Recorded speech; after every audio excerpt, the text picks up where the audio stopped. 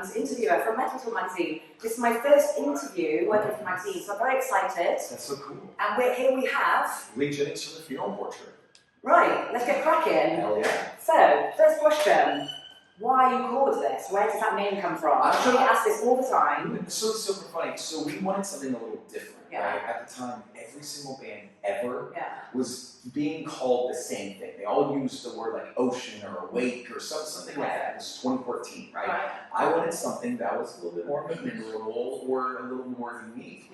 And we just all decided that the Funeral Portrait was cool, and I also wanted something that we could take the first letters, like TFP, and you could always shorten it to something. So it's quite deep. It is. And I wanted it to be a little spooky, too. We're a spooky band, is what I like to call it. Cool. Okay, there you go. Right, I'm actually going to skip, because when you said about the reason why you called that, I read a lot of your lyrics, so I'm a lyricist myself. That's cool. And one thing I noticed was pretty much all of your songs I read were like they're quite impactful. They're very storytelling. Yes. Some of the lyrics are dark. Yes. And I just wanted to ask: is it yourself who's the lyricist, or is it a collaboration of experiences? So it's a little bit of everything, right? Depending on the song, right? So like a lot of it is I'll come up with like an idea, right, and be like, so we have a song called Dark Thoughts, right? That song's about like my experience of having like OCD and anxiety. So I was like, okay, let's sit down and write about this, right? And someone in the room shouts out that, and it's a writer shouts out this, and I'm like, well, I have all these, so let's put them all together. So it's a little bit of everything, but most of it is my personal experience as a human, or maybe it's something that's like, well, this person thinks about this, or or this person has felt this, So, Voodoo Doll. Yes. Can I ask, is that about heroin addiction? So it's about addiction in general, right? Okay. So it is a little bit about it's about everything. Okay. So could be about, like you said, about heroin. It could be about any kind of drug, but also it was also about like love addiction. Okay. Which is like a big thing, very close to me, because I've dealt with love addiction for a really long time, where it's kind of like people don't think that it can be addictive. But like anything can be. Yes, it can be. But being loved or feeling love or giving love is so important to me. That was kind of the idea of it. It's people that are addicted to something don't know that they are hurting other people around. Of course. And that's really what Voodoo Doll is about. Libra is planet Venus, so that's planet Earth. Yeah. So there you go. Exactly. There you go. It resonated with me because I got the impression it was about heroin addiction to the needle, but it actually kind of made me cry because my parents are drug addicts. So I just wanted to ask if it's not too personal, is there someone in the band who has overcome like a drug addiction? So like I said, it was more of everything put together, right? And we've all lost people to drug addictions and stuff like that. And I've lost a loved one to more or less to the same thing of like abuse of themselves, right, from suicide, but the reason why they committed suicide was drug addiction, and it was this whole thing with one thing after the next, and for us, that song really has resonated. It's been a big one for us. Have you had some fans like tell you like it saved them? Oh yes, completely. Or it's helped them because, like you said, you're having family members that are drug addicts or addicted to this or that or whatever it is, like. They find comfort in it because a lot of people don't realize it hurting the other people. Yeah, of course. I left that from my parents. Yes. Actions. Of course, right? Of course. Well, my stuff was sold. Well, that's the thing too, right? And that's something that's very big and important to me, of just being like, it's not just about the person that's an addict. It's every single thing around. Ripple effect. Yes. Cool. Okay. I love that. All your songs just have a narrative. That's important to me. Okay, I'm sure you get asked this a lot, but influences. Do you have anything that's other than, I know that you like My Chemical Romance. Of course, but do you have like movie influences? Yeah, a lot of it comes from, I really like theater as well, right? So any stage show in general, but I think really what it is it's anything that's immersive, I like immersive experiences. So that means even if it's just going to a movie theater and sitting there and watching something, it's all about feeling immersive. And I try and make our band that same way, you know. And so growing up, of course, I loved all like the classic horror stuff and all that too. But for me, what really spoke to me was almost the way like Rob Zombie created worlds out of his songs and out of what he did. And, you know, I grew up loving Manson as well, and all that kind of stuff, where they took more than just music. You know, especially Zombie, like he would take songs and, you know, House of the Thousand Corpses, and, you know, he redid Halloween and all these things, and it's like, it's so cool that he was able to do all those things, you know, just by being in a band. You know, it's so cool. Okay, cool. Okay. The reason why I asked that particular question is where I write my reviews, I really want to make sure the readers are clear that you know where the passion stems from. So, do you want me to talk about My Chemical Romance in there? Of course. I like that was a big thing for me.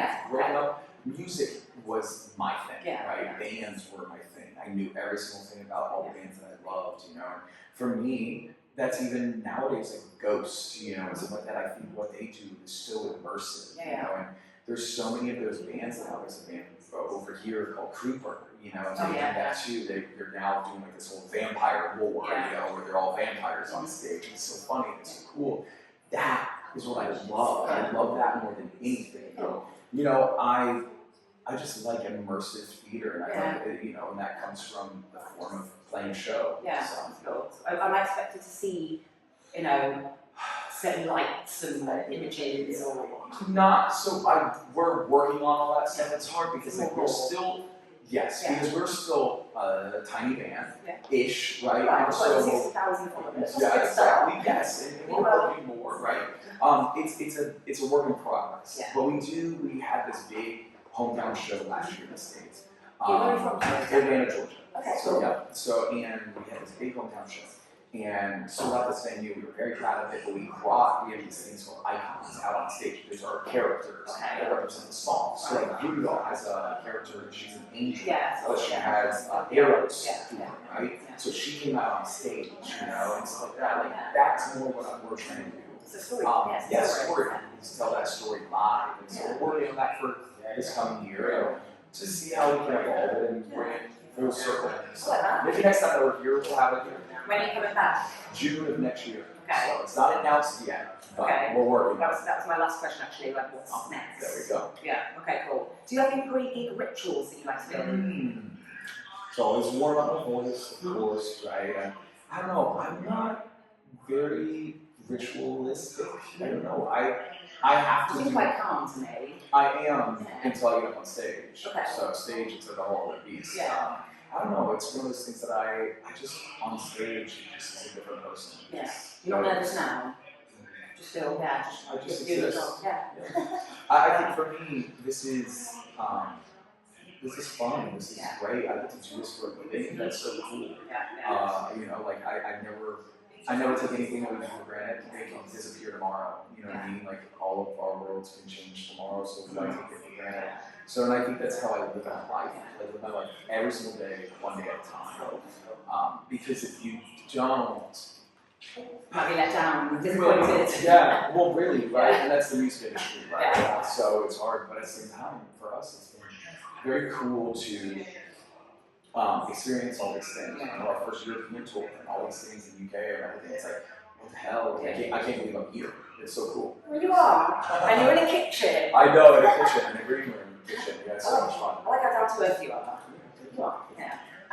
So, the song Weirdo with Rasmus. Yes. How did that come about? So they had signed to the same record label as us. And the head of A&R, she reached out to me and she said, hey, we just signed Rasmus. We have this song called Weirdo. I think this would crush for you. Let's do it. You know, and I said, oh, well, hell yeah, let's do it. And they sent me the song. I listened to it. I was like, oh, this is great. I recorded the vocals for it. Literally with them. They loved it. And it was like, okay, boom. It literally just was that easy because they wanted something new and original and different. And they liked my voice and they thought it was cool. And it's been really fun. So how will that happen tonight? Will it be your last song and their first? No, they're gonna play, and they're gonna play that song last. And you're coming on. And I'm gonna come on to this show. And it's super fun. Their fans love it. it's so much fun. So. Cool. That's funny because in the shadows, that's 2003. I was at uni, and I was meant to be interviewing them today, but they couldn't make it. I know he's not feeling too well, so. But he's still performing. Yes. Because like waiting to hold his Yes, voice. because if he talks too much. Because literally not yesterday, the day before that, I was sitting in their green room while they were warming up, and all of a sudden he just started coughing like crazy. I'm like, brother, he's like, oh, I know. Okay, chill. Yeah. Fair enough. So, fair enough. I'm going to be super cool with them in 2 days. Yeah. I just remember when I was at uni, that song was huge. Oh, so yes. I wanted to ask, well, what was my questions there? Yeah. I'm curious about, because I'm 42 now, I'm curious if their fans are like my age or. There's both at these shows. So to be honest, there's young fans and there's older fans, you know, and that's the fun part about this tour is we've been gaining so many new fans on this tour, you know, and we're also thankful to our fans that are coming to see us, but it's been really cool because their fans are so open to new music and they have a very wide range of fans. That's cool. That's good. It's really cool. What's one of your craziest bonkers memories on tour, whether it be a fan or a venue burning down or something just bonkers? What's happened to you? Wow. I feel like there's so many. I think the wildest one is having like a stalker. So there's this like stalker fan. She was like really crazy. I think she thought she was like talking to me on social media. Maybe she was talking to a bot or something, like a fake profile. Right. But she like had this whole story about meeting me or wanting to meet me, and we were gonna hang out after the show, and I was gonna hang out with all these crazy. No, thank God. No, it was back in the States. Like, hopefully she would have come. No, it was like a crazy moment, and she like kept trying to like get backstage, all these things. Finally, she gets removed from the venue, and then she comes and sneaks somehow back to like where our RV was, because we traveled on RV in the States, and knocked on the door and tried to open the door and shit. I was like, what the fuck? And then days later, she's still trying to get to these shows, so we finally like put at all the shows, we told like the people at security, like, hey, if you see this person, they're not allowed to show. She's got green hair. And she did. I told her, they're crazy. They're not crazy, but they're, you know, that person as well. It was crazy because they just thought something was happening that was not real. And that's what's crazy about it. Yes. It's like, I don't want you to bring a freaking knife to try and stab me. I'm going to out, you know, so. Wow, okay. Yeah, it's kind of crazy. Listen, we have a lot of fans that are very close and dear to us, and we're very friendly with our fans. But it's a boundary, isn't it? There is a certain boundary, especially that of, we're not going to hang out with you like that. I'm sorry. Yeah. That pushes that. Yeah, of course. You know, I'll hang out with you at a show, I'll go sit down there and be like, oh, hi, how are you, stuff like that. But when it's my time to go disappear, you're not come and try to be on my RV bus. You make friends like organically. Yes. It's not a forced thing. Yes, exactly. Last question, so it's so much time. Can you tell me, and this could be like quite a sentimental thing, because I'm sentimental myself, proudest, what makes you, like, fills your heart with a moment in your career? It doesn't have to be on tour. Yeah, moment in my career, probably, of course, having like a #1 at rock radio, all those things are very big and monumental, but none of that means anything as much as like, just, I think seeing the way the music that I help create affects people, right? And how it changes their lives or makes them a better person, or it saves their lives, or stuff like that, or it's a tool to save their lives. I don't want to say it saves their lives, but it is a tool to help them carry on, keep going. I think that's all that really matters to me. I don't. You don't see materialistic, you know, like have money or numbers on Instagram. It's not. It's not about that. It's literally about how it makes them feel, because that's how music was for me and how important that was for me. Because if I didn't have those bands growing up, I don't know if I'd be here anymore. Because I had that escape, and I want to hope to bring that escape to a new generation or to older people, whoever needs it, whoever needs it. Absolutely. So,